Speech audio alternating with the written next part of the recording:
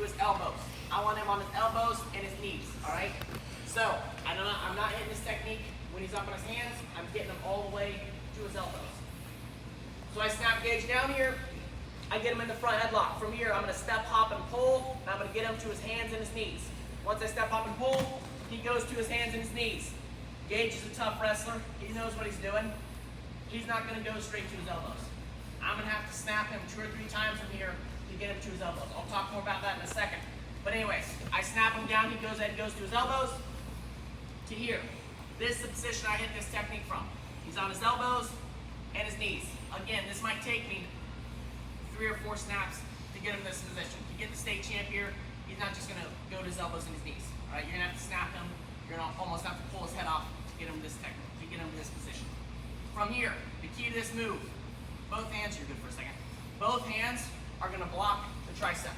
My hand that's on the chin is leaving the chin, coming around the head, and both hands are blocking one tricep. Both hands blocking one tricep. Then my chest is going to bump him up high. I'm going to put all my weight on him, and I'm going to keep my hips in, and I'm going to spin around. All right? I have to get him to his elbows. I see this all the time in youth wrestling. This is just basically a simple go behind. A lot of people just call this a go behind. I'll show you why we call it butt drag here in a second. I see this all the time in youth wrestling. They think a go behind is just spinning fast. And this is what happens.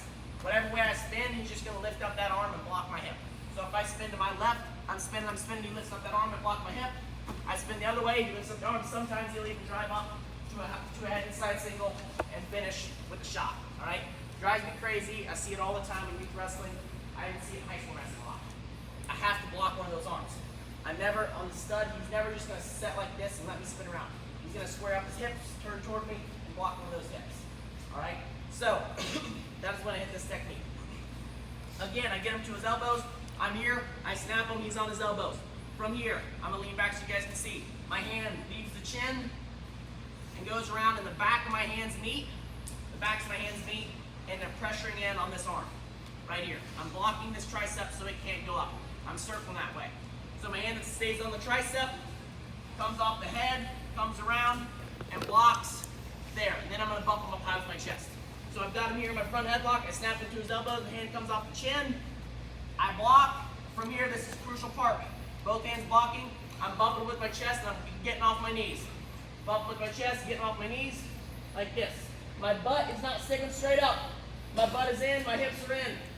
I weighed 180 this morning. I'm putting 180 pounds on him right here. Then I'm circling, circling, circling. Once I clear this elbow, once I clear that elbow, I'm hunting for this back leg to attack that back ankle or attack this near ankle. I prefer the back one. You can scramble less there. A lot of times I'll have to settle for this one if he's squaring up. What's the purpose of having him on his elbows and bumping him with my chest? The purpose of that, I get him to his elbows. Basically, he has to come from his elbows, do a push-up. Once he does a push-up, then get that arm up to block my hip. He has to do that. He has to do a push-up, then get that arm up to block my hip to avoid the takedown. So, I'm taking 2 hands to block his one arm. It's going to be tough for him to get that arm up. Then also, we all can do push-ups here. I've seen you guys after every single session. We all can do a push-up. But now, if I'm sitting on your back, you got 180 pounds on your back. It's going to be very tough to do a push-up. That's why I have to put my chest on him and get my hips in and put all my weight on. And it's going to be 180 pounds more to press up. And then you're going to have to fight both of those hands to block that hip. All right? I'm blocking that arm so he can't reach that arm and block that hip. That's why I have to put pressure on him. That's why 2 hands block 1 arm. All right? So again, I snap him down. He's on his elbows. The hand leaves the chin, comes over and blocks. As I'm doing that, my chest bumps him up high, and I get my hips in. My hips are down. I'm putting a lot of pressure on him. Circle, circle, circle. I clear this arm. I'm hunting for that back ankle or the near ankle. Why they call it a butt drag?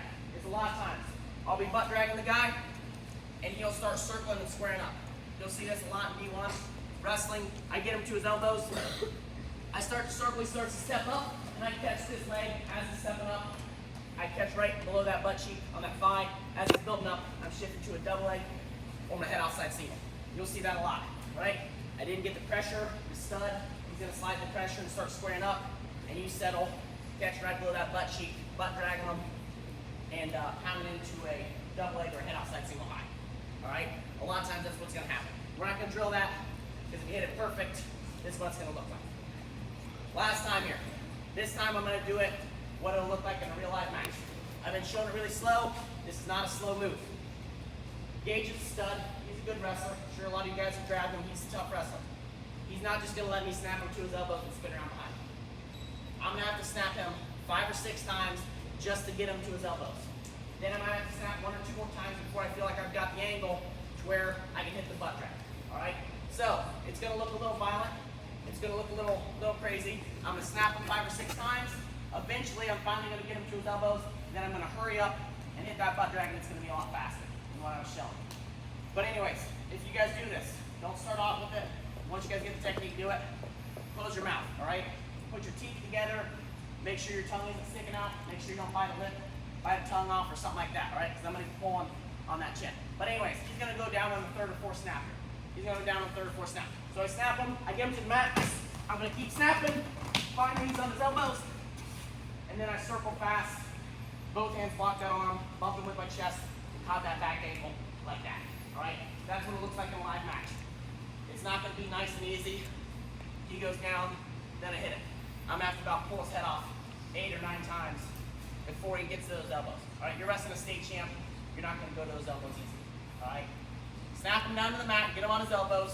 Both hands block his arm, hit him with the chest, and spin fast. The butt drag. Let's see it. 1, 2.